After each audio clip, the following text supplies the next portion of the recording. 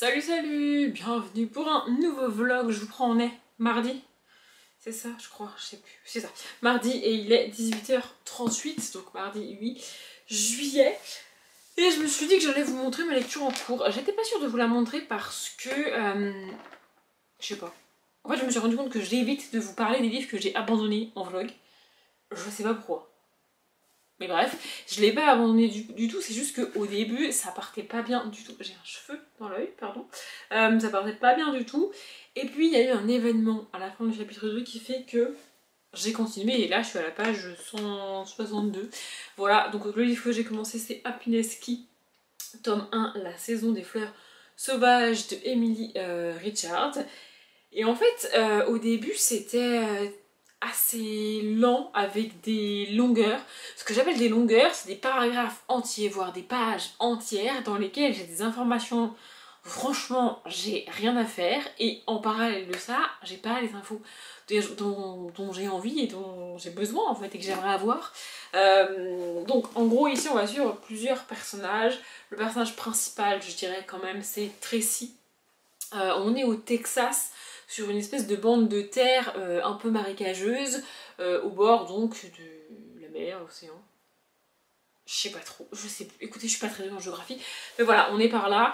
Tracy a hérité, si on peut appeler ça comme ça, de son divorce, de ce bout de terre sur lequel il y a quelques bungalows, je pense que c'est ça, qu'elle loue à des gens, et voilà. Sauf qu'elle savait pas du tout, déjà elle avait pas prévu de divorcer, on apprend le pourquoi du comment elle divorce au début du bouquin, tu vois. Après c'est pas un, genre l'héroïne n'est pas au début en mode ouin, je suis triste, c'est horrible, j'ai divorcé, j'ai 30 ans, ma vie est foutue.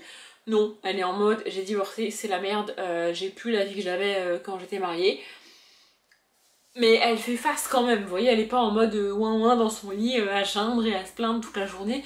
Elle essaye quand même de se débattre et de faire ce qu'elle peut avec ce qui lui reste aujourd'hui. Et donc elle est propriétaire de ces bungalows. Au début on la rencontre, elle est en train de faire du porte-à-porte littéralement pour récupérer les loyers de ses locataires parce que c'est son seul revenu et qu'elle en a besoin à un moment donné, vous voyez. Et puis on va on va faire connaissance un peu avec quelques locataires de ces bungalows là, et en fait dans les premières pages on a, genre par exemple il y a une des locataires qui est originaire d'Inde et on a une page entière sur la nourriture que tu trouvais dans son frigo en Inde. Je m'en fiche. Et en parallèle de ça, je ne sais pas quel âge elle a, cette femme. C'est pas précisé, ni Tracy d'ailleurs, j'ai estimé à peu près, mais on sait pas. L'âge des gens, on te donne même pas une tranche d'âge, tu vois. On te dit pas qu'elle a la trentaine, ou la quarantaine, ou qu'elle est dans la vingtaine, ou qu'elle sort tout juste des études. Non, on n'a aucune info relative à leur âge. Par contre, on a une page entière sur les menus indiens, tu vois. Du coup, dans les deux premiers chapitres, j'étais vraiment en mode chiant. Et à la fin du deuxième chapitre, il se passe un événement. C'est pas écrit dans le résumé. Dans le résumé, c'est marqué un événement tragique qui va permettre à chacun de tisser de nouveaux liens et qui risque fort de bouleverser à jamais son existence. C'est la dernière phrase du résumé. Donc à la fin du chapitre 2, il se passe un événement dans ces bungalows, enfin dans un des bungalows dont Tracy est propriétaire. Et à partir de ce moment-là, on va suivre principalement donc trois personnages féminins, Tracy, Wanda et Janya. Donc Tracy la propriétaire, Wanda qui est une quarantenaire, cinquantenaire, peut-être même, je sais plus, je dirais. Elle a des enfants qui sont grands, qui vivent plus avec elle, qui sont adultes, c'est pour ça que je dis au minimum quarantenaire, vous voyez, et qui est un peu le cliché de la quarantenaire coincée dans son mariage, qui sait plus trop quoi faire. Elle aime son mari parce qu'elle l'a toujours aimé, en vrai, vous voyez, c'est un peu, elle sait pas quoi faire de sa journée, elle a un travail quand même, et elle se fait un peu chier, vraiment, elle voit quasiment jamais son mari, il part à l'aube, il revient, il fait nuit, tu vois. Donc voilà, du coup elle s'ennuie pas mal dans son bungalow. Et de l'autre côté on a donc Janya qui est originaire d'Inde et qui a épousé un homme a priori américain, je sais pas si lui aussi est originaire d'Inde, enfin bref. Et qui sait pas trop quoi faire, pareil elle parle l'anglais mais pas hyper bien, elle travaille pas, elle passe son temps chez elle toute la journée à attendre que son mari revienne et... voilà, on va avoir ces 3 femmes-là, et donc cet événement-là qui a lieu, enfin cet événement qui a lieu à la fin du 2e chapitre va résonner entre elles 3, et alors qu'elles s'entendent pas vraiment de base, parce qu'elles se connaissent pas vraiment, elles vont un peu se mettre par la force des choses à échanger les unes avec les autres, et elles vont vouloir faire quelque chose suite à cet événement-là, chacune dans leur coin, et voilà. Enfin, on avance un peu là-dedans. C'est pas ultra dynamique, il se passe pas beaucoup de choses, mais j'avance et j'aime bien. Voilà, je l'ai commencé hier, je suis à la page 160, donc j'avance bien. Même si j'ai un peu de mal à lire pendant mes pauses au boulot, parce que je sais pas pourquoi, vraiment j'ai reçu des mails, mais les gens sont énervés en ce moment, faut se calmer en fait. Vraiment, j'en ai reçu un avant de partir là, enfin, je l'ai lu avant de partir, j'ai pas trop fait gaffe à l'heure à laquelle il était arrivé. Mais en gros, le mec, parce que c'est un homme, vraiment, il m'explique, en gros, il m'a fait une demande par mail à laquelle je lui ai répondu de manière négative, parce que bah il y a des délais à respecter, qu'il est hors délai, et qu'à un moment donné, s'il y a un délai, c'est pour que je puisse tout traiter en même temps, et que si tu dépasses le délai, moi c'est parce que je suis passée à autre chose, et je peux pas passer mon temps à attendre que les gens ils me répondent, tu vois. Donc il y a un délai, tu respectes pas le délai, bah je le dis pas, mais vous avez compris quoi. Donc là, il me fait un... Et quand je vous dis qu'il est hors délai, c'est un truc qui date du mois d'avril. Vous voyez, je veux bien faire un effort, tu vois, parce que les gens sont débordés, parce que les gens sont en vacances, mais là, ça date du mois d'avril, donc à un moment donné, voilà. Et donc, je lui dis bah, que du coup, c'est pas possible, en fait. Et là, je vous jure, mais il m'a fait un mail, mais je l'ai lu avant de partir, ça m'a énervé direct, j'étais en mode, mais quel connard, vraiment, j'avais pas d'autre réponse que ça. Donc je me suis dit, je veux pas répondre tout de suite, c'est l'heure de partir. Je vais me calmer et je vais repartir. Mais en gros, le mail, c'est de toute façon, vous êtes incompétente. Vous n'avez pas à m'envoyer un mail comme ça. En réaction à mon mail, vous devriez faire 1. Vous excuser. 2. Vérifier ce que vous m'avez envoyé et le corriger. Alors que ce que j'ai envoyé, c'est parfaitement juste. Et 3. Me dire que bah, vous acceptez ma demande, en fait. Son mail, vraiment, c'est ça. Mais il est ultra agressif, et évidemment dans tous les échanges de mails d'avant, il y a son supérieur à lui et mon supérieur à moi en copie. Évidemment, au moment où il fait cette réponse, il n'y a plus aucun des 2 supérieurs en copie. Donc là, j'ai remis les 2 supérieurs en copie, et en partant, vu que mon chef est en vacances, j'ai mis aussi quelqu'un d'autre de la boîte qui est au-dessus de moi, enfin bref, qui gère un peu ça aussi. Et en partant, je lui ai dit, je t'ai transféré un mail, on verra ça demain. Parce que là, vraiment, moi, voilà. Je pense qu'il va le lire et j'espère qu'il va avoir la même réaction que moi en mode mais... Enfin en fait, ma réaction c'est que tu sois pas content, c'est une chose, mais tu ne me parles pas comme ça en fait. Parce que là vraiment, son mail c'est je suis une sous-merde incompétence et j'ai juste à m'agenouiller devant lui pour m'excuser, son seigneur, ça. Non mais ça va en fait, enfin... Bref, ça m'a saoulée et c'est pas... J'en ai eu un autre ce matin auquel j'ai pas répondu parce que ça fait 4 fois que je lui réponds la même chose hier. Le gars comprend pas. Puis à un moment donné, ça va. En fait, l'autre, je parle rarement de mon boulot, mais là vraiment ça me gonfle. En fait, c'en est un autre hier, hein, qui m'a fait une demande, une autre personne. C'est pareil, elle m'envoie un mail avec une demande et tout, comme quoi il y a des écarts, elle comprend pas et tout, enfin la personne c'est un homme. Bref, du coup, il m'envoie un fichier Excel avec auquel je ne comprends rien. Il a enlevé des colonnes, supprimé des trucs, parce que évidemment, il sait qu'il a tort, parce que ce qui prouve qu'il a tort, il l'a enlevé du fichier, tu vois, mais sauf que je suis pas débile, je m'en suis rendu compte, tu vois. Et donc du coup son fichier fait que je peux pas lui répondre dans le fichier. Mais je me suis dit c'est pas grave, je vais quand même prendre le temps, j'ai quand même pris le temps d'essayer de comprendre ce qu'il voulait, d'essayer de comprendre comment il avait fait ses calculs, comment il avait fait ses trucs, comment il est arrivé à ces écarts et à cette conclusion, tu vois, pour lui répondre. Et encore une fois, je suis pas en mode j'ai raison, il a tort, il ferme sa gueule. C'est déjà arrivé que je me rende compte qu'effectivement je me suis plantée et dans ce cas-là, pas de problème, je lui réponds ok très bien, on fera une régule le mois prochain. Pas de problème, vraiment j'ai pas de problème avec ça. Sauf que là, il a tort. Donc je lui explique et je lui réponds que bah s'il y a des écarts, c'est parce que si, parce que ça, parce que je justifie, vous voyez. Vous savez ce qu'il a eu le culot de me répondre. La première réponse c'est merci de me répondre dans mon fichier. Autrement dit, je lui ai répondu ligne par ligne dans le mail. Et ça lui convient pas, il veut que je reprenne le fichier et que je remette exactement ces informations-là dans les lignes du fichier Excel. Alors déjà là, c'est me prendre pour une assistante, enfin je veux dire à un moment donné, si tu veux le faire, tu le fais, mais je suis pas là pour faire ça en fait. Et du coup, je lui réponds et je lui explique que si je l'ai pas fait, c'est parce que je ne peux pas, vu que son fichier est totalement nul, et que je peux pas travailler avec ça, que malgré le fait que son fichier est totalement nul, j'ai quand même pris le temps d'essayer de comprendre ce qu'il voulait et de lui répondre. À ce stade-là, franchement, j'ai déjà excédé. Mais le mec insiste encore. non mais c'est pas normal, vous devriez me dire... Mais en fait, on est coincé parce que je lui ai tout expliqué dans le premier mail, dans le mail directement, et lui il veut que je lui donne ça dans le fichier. Et encore une fois, je suis très conne des fois, et plus tu me demandes de faire un truc, moins j'ai envie de le faire. Vous voyez? Et je sais que si mon chef avait été là, il m'aurait déjà dit de faire comme monsieur veut. Et ça m'agace quand mon chef me dit ça, vraiment, c'est bon en fait, à un moment donné, ça te plaît pas, bah c'est la vie en fait, enfin... Vraiment, ça me fatigue. Bref, donc du coup, la journée était pas ouf ouf, mais j'ai quand même réussi à lire, et puis j'ai lu là un petit peu en rentrant. On va arrêter de parler des boulots parce que ça m'agace. Vraiment, en fait, ça me saoule parce que du coup, moi j'en ai rien à faire d'arrondir les angles avec ce genre de personne. C'est juste, tu m'agresses, c'est une mauvaise foi, stop à un moment donné, tu vois. Mais la personne avec qui je vais faire la réponse demain, il va vouloir que je sois calme et arrondir les angles et lui dire bon, d'accord, on va être sympa. Sauf qu'en fait, ils font ça à chaque fois. À chaque fois que les gens en face s'énervent un petit peu, ils sont en mode bon, d'accord, on va être gentil pour cette fois, pour cette fois, pour cette fois. Bah non, en fait, c'est à chaque fois. Bref, ça me fatigue. Du coup, j'ai avancé là-dedans. J'aimerais bien atteindre la page 200 de Happiness Key ce soir, mais je suis pas sûre de pouvoir y arriver. Et en même temps, parce qu'en fait, l'idée c'est de lire 100 pages par jour, du lundi au vendredi de celui-là, sachant qu'il en fait de mémoire 547. Voilà. Pour le finir, j'aimerais bien dans l'idéal vraiment le finir vendredi, mais bon, je doute que ce soit possible, je le terminerai plus probablement samedi. Mais parce que lire 100 pages par jour, ça fait que je suis en retard. Parce que je dois en lire 133, normalement. Mais bon, je travaille toute la journée, je peux pas non plus lire autant que le week-end. Bref, mais demain mercredi, il y a de nouveau le Paris Saint-Germain qui joue pour la Coupe des clubs.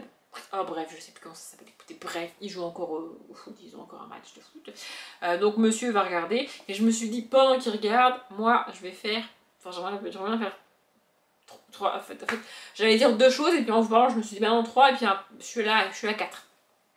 Bref, j'aimerais bien lire au maximum demain pour prendre de l'avance, et donc dépasser la page 300 demain.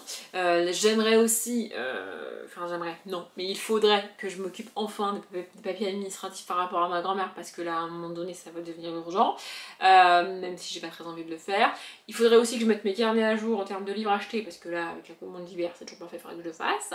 Et j'aimerais bien aussi avoir le temps de regarder un épisode de Grey's Anatomy. Le problème, c'est que tout ce que je viens de vous dire, ça rentrera pas. Donc lire le livre, m'occuper des papiers administratifs et mettre à jour mes carnets, ça rentrera pas en 3 quarts d'heure de temps. Or, un match de foot, c'est 2 fois 3 quarts d'heure. Et un épisode de Grey's Anatomy, c'est 40 minutes, 42 minutes. Ça va pas rentrer.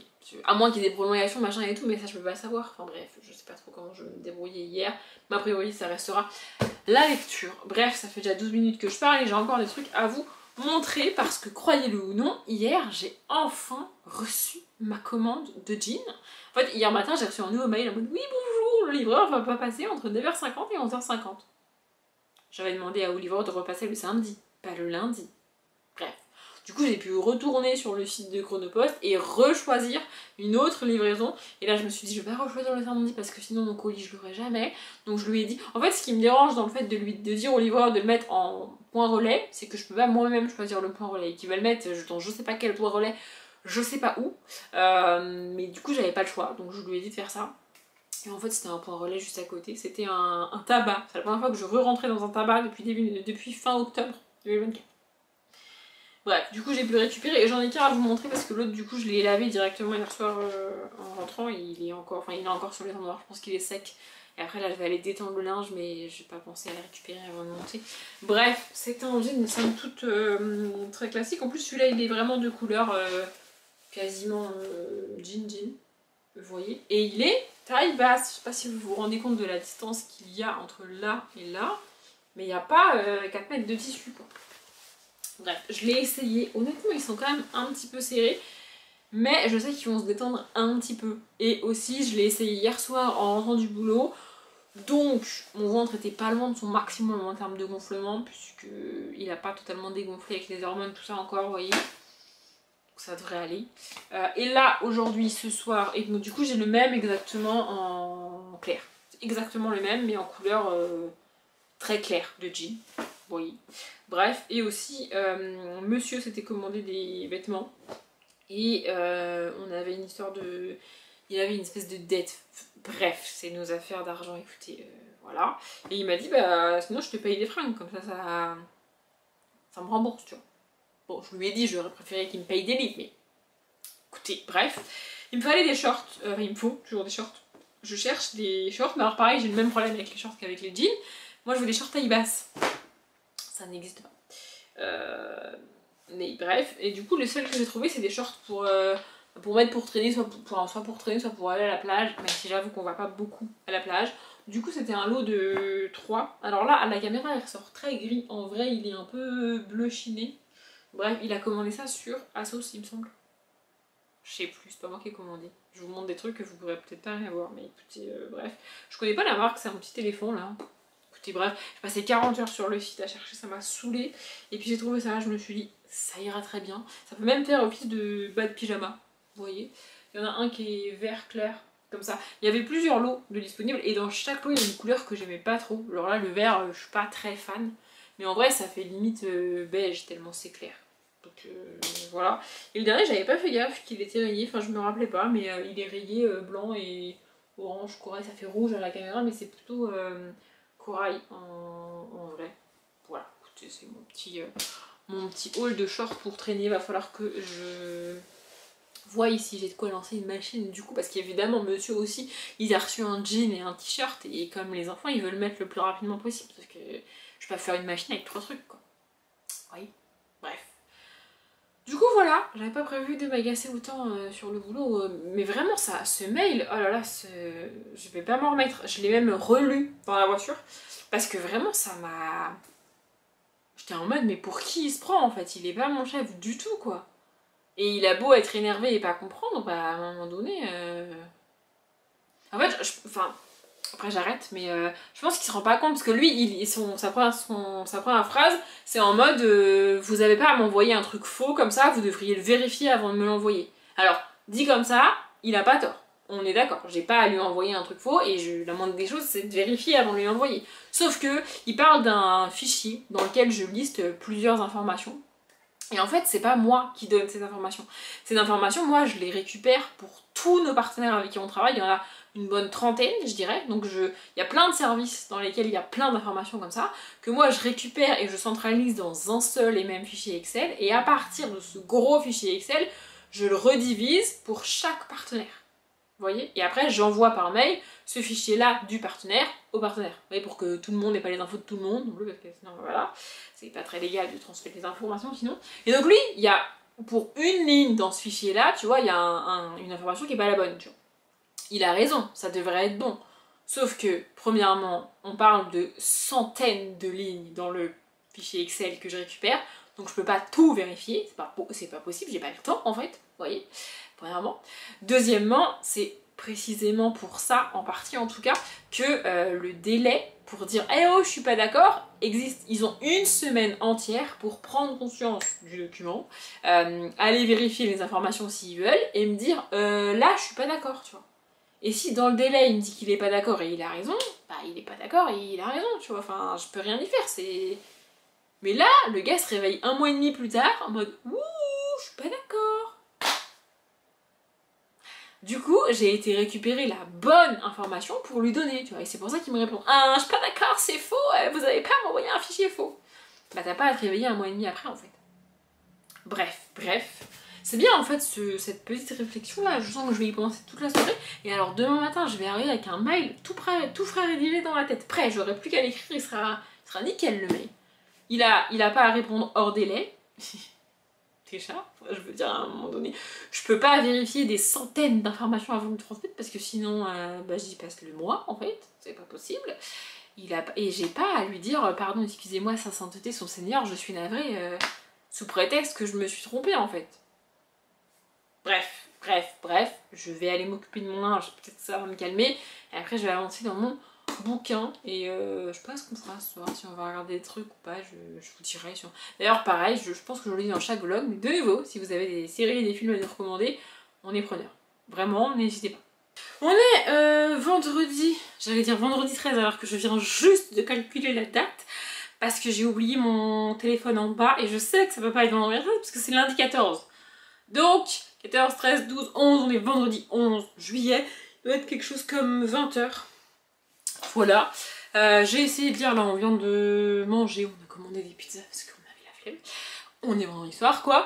Monsieur vient de s'installer en bas pour jouer. On aime bien faire ça. En fait je me suis rendu compte que j'aime pas qu'on aille promener Aria directement après manger. Genre vraiment dans les 5 minutes qui suivent.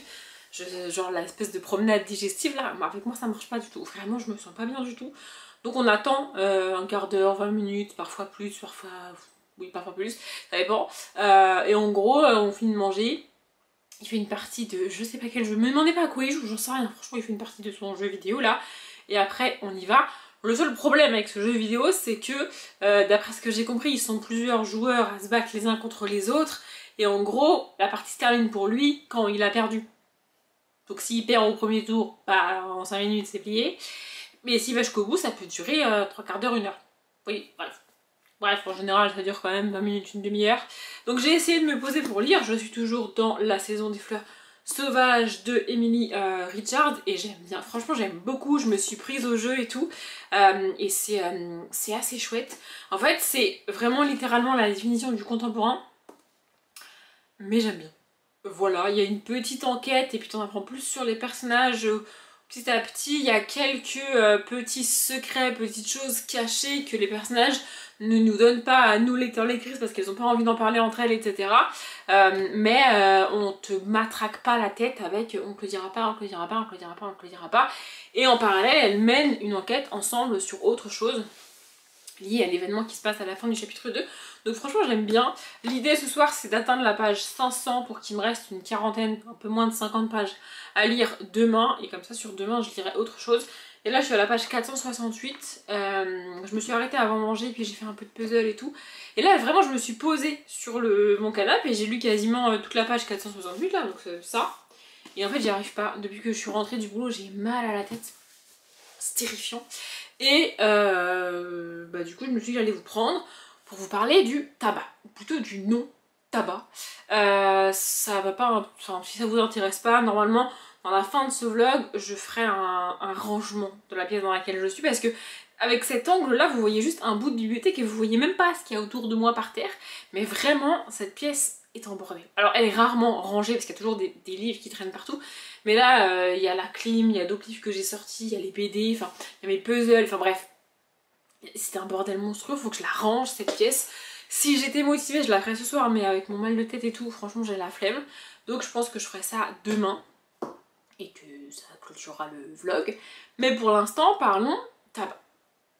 Déjà, première chose, premier énorme disclaimer, et en tant qu'ancienne fumeuse, j'y tiens. Vraiment, n'ayez pas de culpabilité à fumer. On s'en fout de pourquoi vous avez commencé, on s'en fout depuis combien de temps vous avez, on s'en fout depuis combien de temps vous fumez, on s'en fout des raisons pour lesquelles vous avez commencé, on s'en fout même du nombre de fois où vous avez essayé d'arrêter et où vous n'avez pas réussi. Culpabiliser ne sert à rien. Et tout ce que je vais dire là, c'est pas du tout ni pour culpabiliser les fumeurs-fumeuses qui m'écoutent, ni pour vous motiver et vous encourager à arrêter de fumer. Vous faites ce que vous voulez, quand vous voulez, et ça pour moi d'ailleurs c'est la première erreur que j'estime ne pas avoir commise avec l'arrêt du tabac, c'est le faire pour de mauvaises raisons et le faire sans le déclic.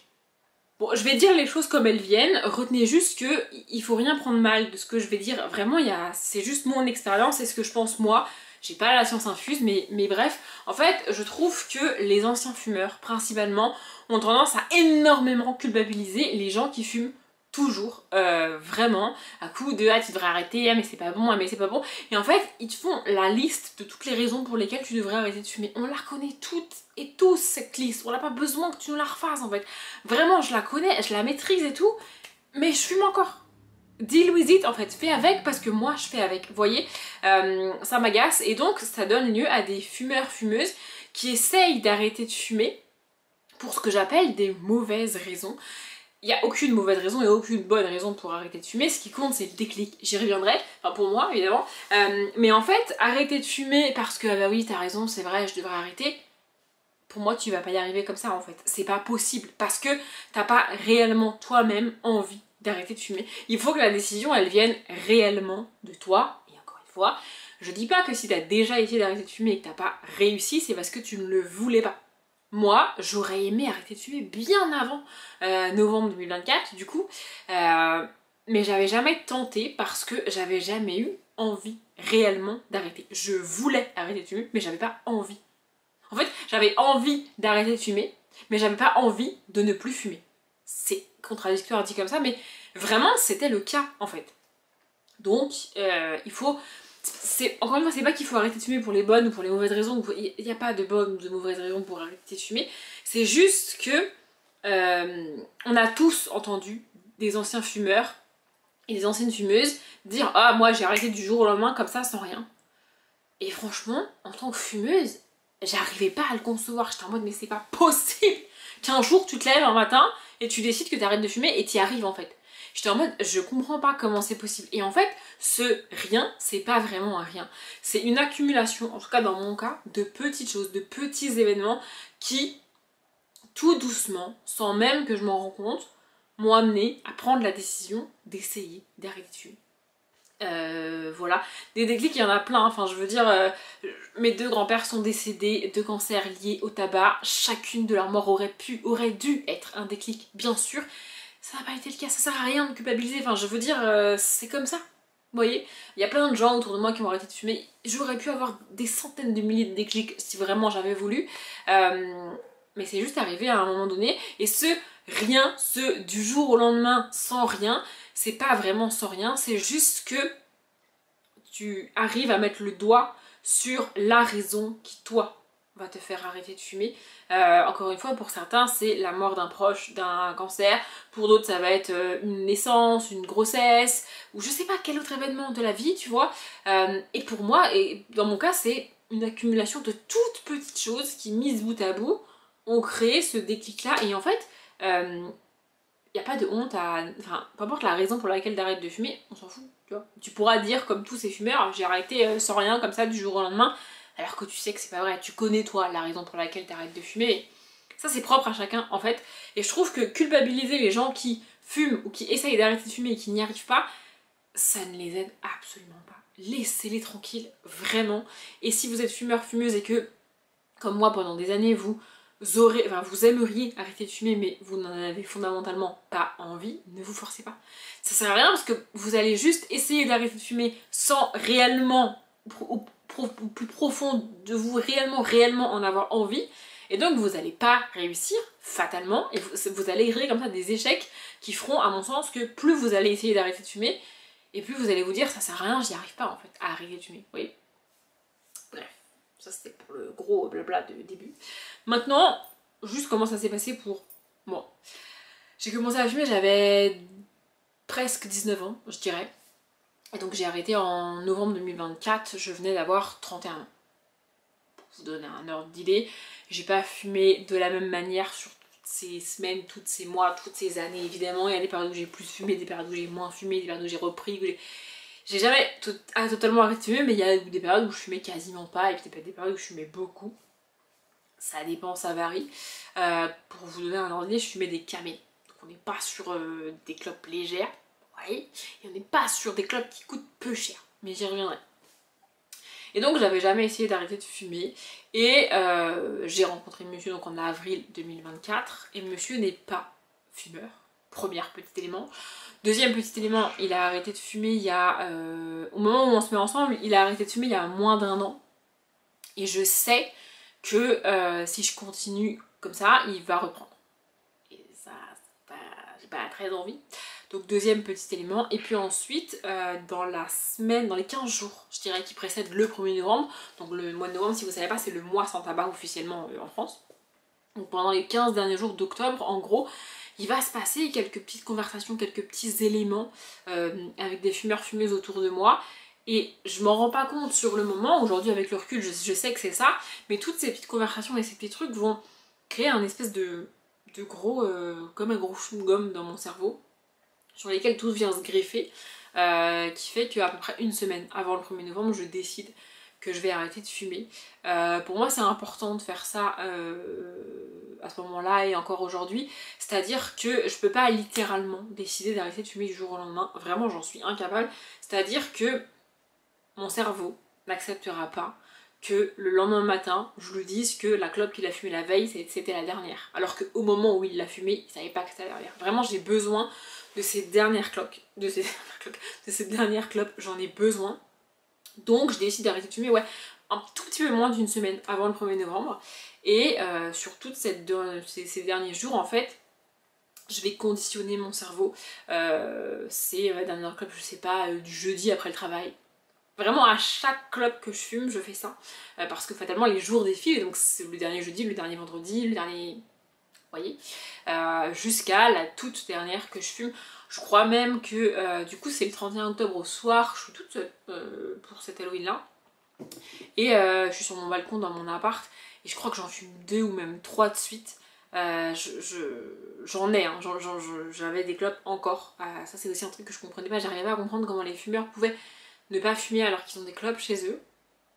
Oui, je l'ai fait. Et ouais, ça sert strictement à rien, on est d'accord, mais à ce moment-là, j'en fume 2, j'en fume 3 sur mon balcon, je crois. Par contre, je m'interdis de fumer après minuit. Techniquement, après minuit, on est le premier, donc je ne le fais pas, si j'ai pas dormi. Donc bref, j'avais parlé des premiers jours, des premières heures en vlog à l'époque. Je dirais que les 2 premières semaines sont extrêmement compliquées. Mais ce qui fait tenir sur les premiers jours, selon moi, c'est que je l'ai décidé et que je reviendrai pas en arrière. Après, j'ai ce côté extrêmement têtu. En fait, j'ai pas envie d'échouer. Vraiment pas. Donc, je maintiens ma décision et je me débrouille. En fait, ce qui se passe sur les 15 premiers jours, je dirais, c'est que tous les jours, je dis bien tous les jours, plus la journée avance et plus j'ai envie de fumer. Donc les premiers jours c'est un peu difficile, mais bon, je suis chez moi toute seule, j'essaye de m'occuper, de pas sortir, de pas aller en acheter, de pas... voilà. Globalement je me débrouille. Après j'ai pas été jusqu'à détruire les cigarettes, je les ai données à des gens autour de moi parce que je trouve ça encore pire de les détruire pour que d'autres gens aient en racheté, je veux dire, enfin voyez, enfin bref, ça c'est mon opinion. Donc ouais, le week-end est compliqué parce que du coup le 1er novembre est férié, mais voir c'est un vendredi, donc je me retrouve vendredi, samedi, dimanche toute seule chez moi, sans pouvoir fumer, livrée à moi-même littéralement. Donc là c'est compliqué, mais je me débrouille bien. La première journée au boulot est très très dure, vraiment c'est très très très dur au boulot. Et en fait, je mets quelques jours à me rendre compte que c'est tous les jours pareil. Tous les jours, c'est un recommencement.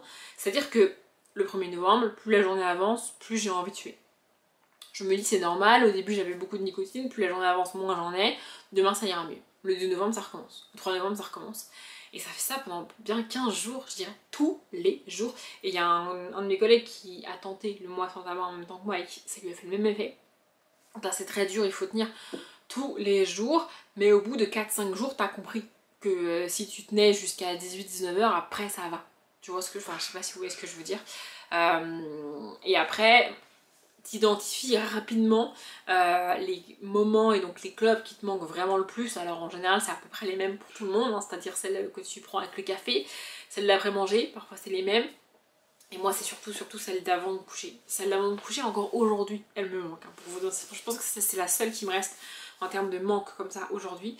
Dès que je suis agacée. Pas dès que je suis énervée, vraiment pas. Mais dès qu'il y a quelque chose qui se passe pas comme je le veux, pas comme je l'ai prévu. Par exemple, ça peut être des trucs extrêmement débiles, hein, mais je me suis dit, je finis à 17h, je fais des courses, à 18h je veux être rentrée. C'est le bordel sur la rocade, il est 18h15, je suis pas chez moi. Ça m'agace, j'ai envie de fumer. Vous voyez, donc les 15 premiers jours c'est ça, c'est un éternel recommencement et identifier ce qui va pas. Et à quel moment j'ai vraiment envie de fumer. Et après c'est compenser. Essayer de trouver quelque chose à faire au lieu de fumer. C'est pas tant pour remplacer la nicotine, en tout cas pour moi, c'est surtout pour occuper mon cerveau et faire quelque chose le temps que l'envie passe en fait. Parce qu'en vrai t'as pas envie pendant 1 heure de fumer non-stop, tu vois. T'as envie de fumer, si dans les 10-15 minutes t'as pas fumé, bah ça passe. Tu vois ce que je veux dire? Donc à ce moment-là, à partir de mi-novembre, j'essaye de faire des trucs. J'ai besoin d'occuper mes mains et ma bouche, évidemment. C'est la saison des clémentines, donc je me mets à manger des clémentines. Voilà, je mange beaucoup de clémentines. Et puis, j'ai aussi une appli sur mon téléphone sur laquelle, avant d'arrêter de fumer, je vous la mettrai en barre d'infos si jamais l'appli. Avant d'arrêter de fumer, j'ai renseigné combien de clopes je fumais par jour, le montant du paquet de clopes, 2-3 infos comme ça qui te demandent, et comme ça l'appli te donne des éléments en fait sur la nicotine que t'as pas absorbée, comment tes poumons vont mieux, ta peau, enfin bref, il y a plein d'infos comme ça, des trucs, des espèces de niveaux à débloquer, et aussi ça te calcule combien d'argent t'as gagné. Ça je l'avais dit, j'ai dû le faire 2 fois. Et en vrai ça m'a pas servi, mais je m'étais dit que avec l'argent que je ne dépensais pas en clope, j'allais le mettre dans les livres, parce que c'est un truc que j'aime bien, c'est un truc qui me fait plaisir. Je pouvais acheter des livres neufs, des livres collector qui coûtent un peu cher, etc. Franchement j'ai dû faire 2, peut-être 3 commandes comme ça, avec des livres neufs que j'aurais pu attendre d'acheter d'occasion, mais que du coup bah, j'ai pris neuf. Et ça m'a pas enjaillé plus que ça en fait. Bon, c'était pas dingue, c'était une idée, mais ça m'a pas servi. Ce qui m'a servi du coup c'est l'appli sur le téléphone, parce qu'en fait quand t'as envie de fumer, tu sors, tu peux mettre que t'as envie de fumer, mettre pourquoi, et puis ça te propose des idées de quelque chose à faire. Au lieu de fumer, genre boire de l'eau, aller faire un tour, parler à quelqu'un, c'est des trucs très cons tu vois. Mais sur le coup quand ton cerveau il est bloqué sur je veux fumer, bah, il est pas vraiment capable d'y réfléchir. Donc l'appli c'est pas mal, première chose. Et puis ensuite, je vous parle de ça, on doit être déjà courant du mois de décembre, hein. Ensuite, je me mets à lire pendant mes pauses, parce que du coup je faisais quand même pas mal de pauses clopes au boulot, et là je me retrouve à plus faire de pause. Alors aller en salle de pause et prendre un café, c'est bien, mais bon un café ça me donne envie de fumer. Aller en salle de pause ou discuter avec mes collègues, c'est bien, mais je suis pas très sociale comme meuf, et au bout d'un moment ça me gonfle. Donc je me mets à prendre mon bouquin et à lire pendant mes pauses.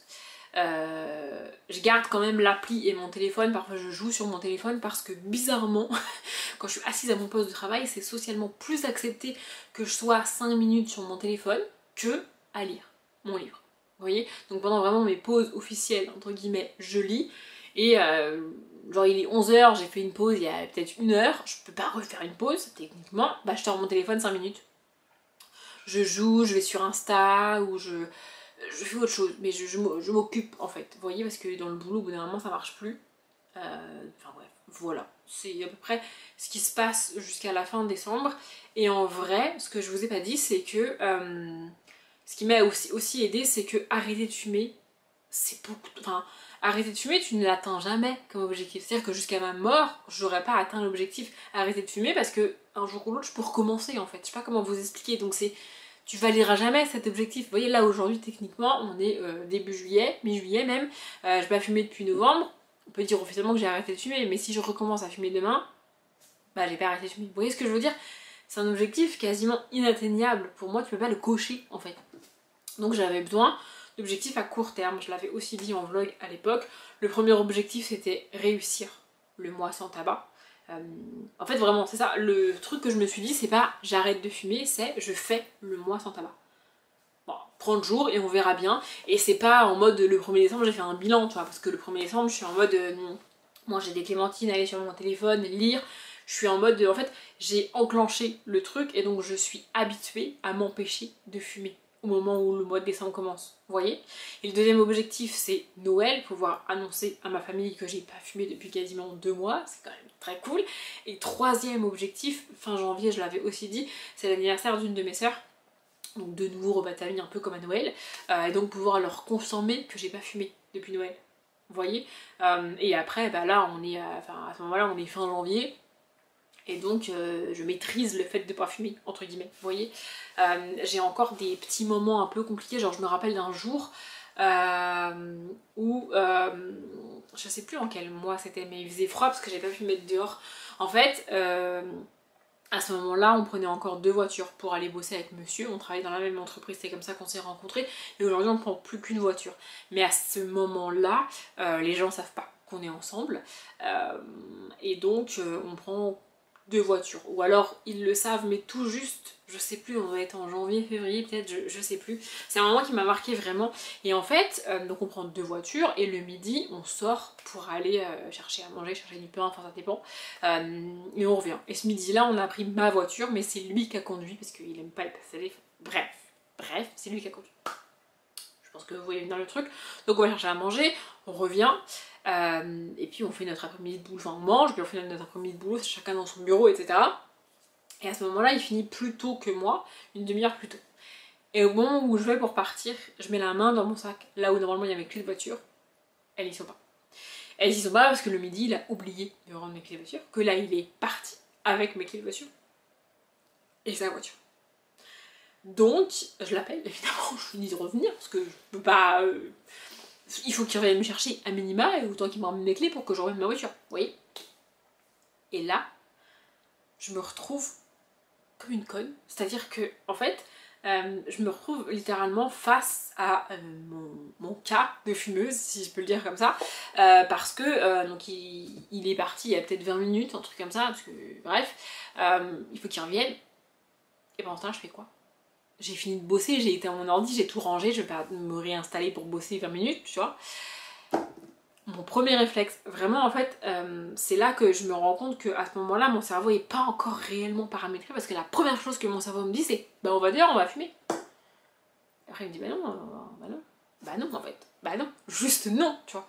Et c'est dans ce genre de moment où vraiment, c'est là qu'il faut pas craquer, c'est là qu'il faut t'occuper parce que là, je suis dans un bâtiment, donc à mon boulot, techniquement j'ai fini ma journée et j'ai rien à faire. Je suis entourée de gens que je connais. Je sais qui fume pas, je sais qui aller voir pour avoir une clope. Si vraiment j'en veux une, je peux en avoir une. Donc c'est dans ces moments-là qu'il faut se tourner vers quelque chose que tu as sous la main. Ça peut être ton téléphone, tu peux appeler quelqu'un par exemple. Moi c'est pas quelque chose que j'ai pris l'habitude de faire, mais ça peut être le cas. Tu peux appeler quelqu'un, ou tu peux regarder un truc sur Insta, tu peux, je sais pas, faire un vocal, n'importe quoi, enfin t'occuper. Qu'est-ce que je fais moi à ce moment-là? Je sors mon bouquin et je lis. Vraiment ça a marché de ouf. D'ailleurs je sais pas si ça se voit sur mes lectures de novembre, décembre, janvier, février, mais enfin février oui parce que j'ai beaucoup lu, mais ouais. En fait ce qu'il y a de bien avec la lecture c'est que si le livre est bien évidemment, ça te plonge dans un univers, t'es avec les personnages, t'es avec eux et tu peux pas penser à autre chose sinon tu suis pas l'histoire en fait. Donc c'était vraiment pas mal pour ça et comme je disais, arrivé fin janvier c'est devenu... en fait, c'est intégré à ma vie. Ces 3 petits objectifs-là ont permis d'intégrer le truc à ma vie. Après, je vais pas vous dire qu'au quotidien, ça a été facile, évidemment. Ce que j'ai fait aussi rapidement avec monsieur, c'est de lui dire quand j'ai envie de fumer. Lui dire... pas forcément arrête de m'énerver, arrête d'insister ou arrête de me saouler, mais en fait, lui donner l'info, tu vois, de attention là...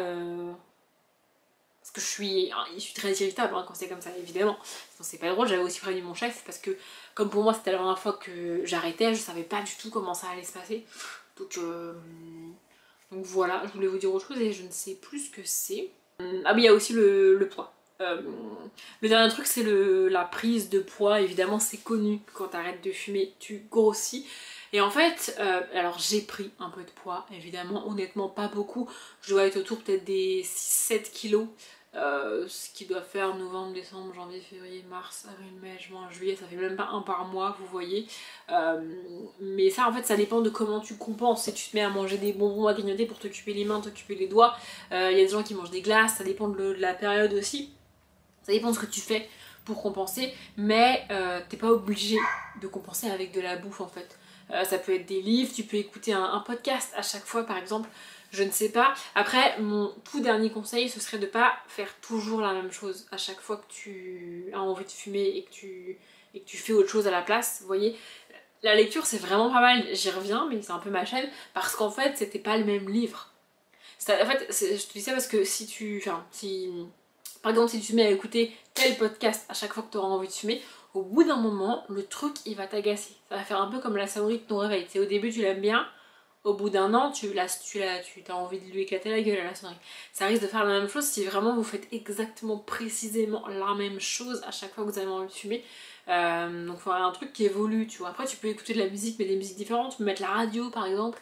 Tu peux, je sais pas, appeler quelqu'un ou... Enfin, trouver quelque chose, ou alors une autre passion totalement qui me vient pas en tête parce que moi je la fais pas, tu vois, mais qui est accessible, que tu as toujours sur toi.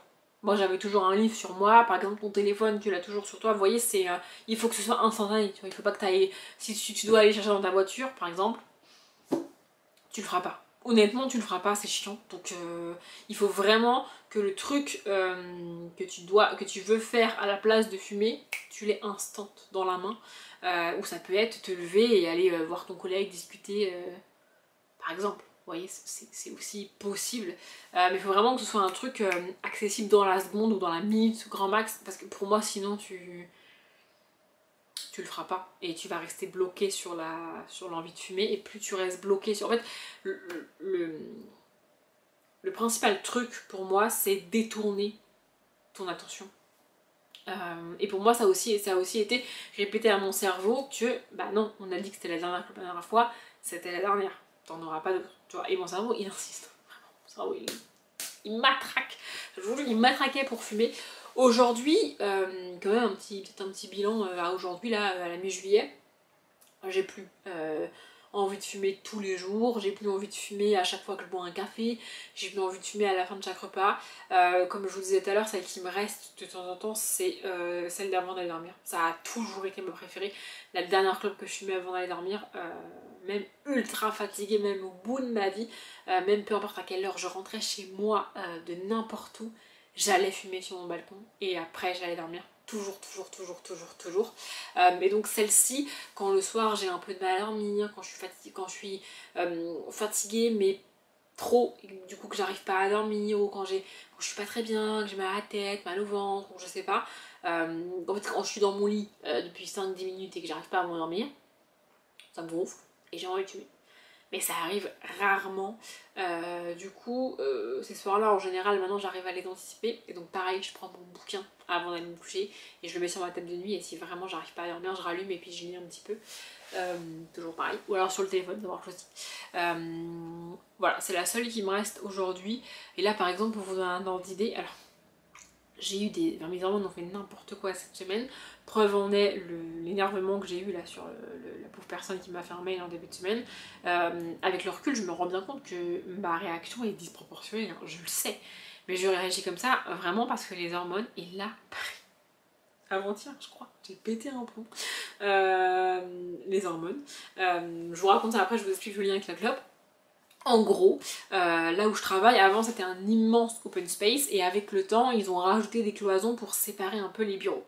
Ce qui fait que, moi je suis assise et il y a une cloison juste derrière moi. Et l'interrupteur qui allume les lumières au-dessus de moi, donc dans mon bureau techniquement, est de l'autre côté de la cloison. Et il allume une partie de l'autre côté aussi. Oui, c'est comme ça. Donc c'est comme ça depuis toujours, évidemment, on n'est pas d'accord sur quand mettre la lumière, etc. Enfin, c'est tout un combat, mais comme l'interrupteur est de l'autre côté, en général, c'est pas moi qui ai le dernier mot. Et là j'ai pété un plomb. On va dire que quelqu'un qui vient me dire bonjour quasiment tous les jours rentre dans le bureau et se dit ah il fait noir ici quand même, il fait sombre ici quand même alors qu'on est au mois de juillet. Je dis bah oui mais j'ai pas le droit d'allumer parce qu'ils veulent pas. Et là il me dit bah t'as qu'à changer t'as qu'à demander à changer tu sais. Et je me dis c'est vrai, pourquoi j'ai jamais eu cette idée là. Et puis du coup je me dis bah je vais aller allumer. Donc je sors, je vais allumer, évidemment il râle, et je refais le tour pour aller m'installer à ma place, et le temps que je retourne à ma place, ils avaient éteint. Je me suis levée, j'ai traversé toute la boîte pour aller voir le DR et lui dire j'en ai marre qu'il joue avec l'interrupteur, je veux mon interrupteur pour allumer mon bureau. Ça, on est sur une réaction typique de mes hormones. Et on est sur une situation où normalement, juste après avoir fait ça, j'aurais été fumée. Vraiment.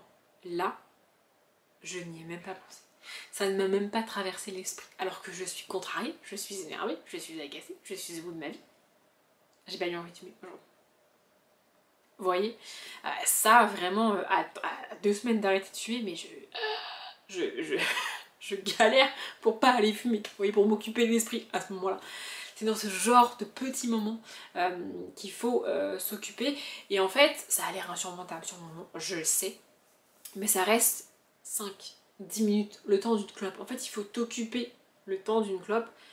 Et je vous jure que le cerveau passe à autre chose. Sur le moment, c'est difficile, mais après, ça va.